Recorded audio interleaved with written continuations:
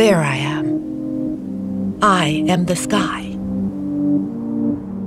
I am a warm, protective blanket wrapped around everyone on Earth.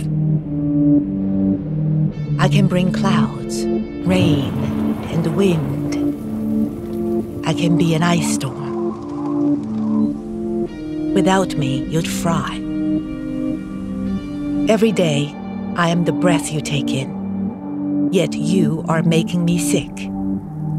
I am congested, off balance, polluted.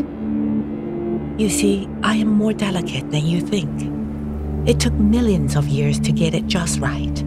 My perfect mix of gases, temperature, and weather that you enjoy. But now your cars, your factories, and dust, they have pushed me past the limit.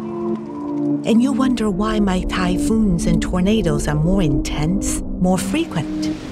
I have become unpredictable. Less rain here, a lot more rain there. Hotter summers, colder winters.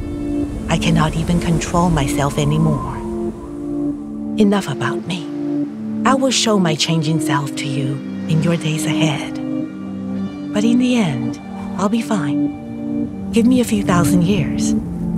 I have weathered trauma before. I am not worried for myself. Look up.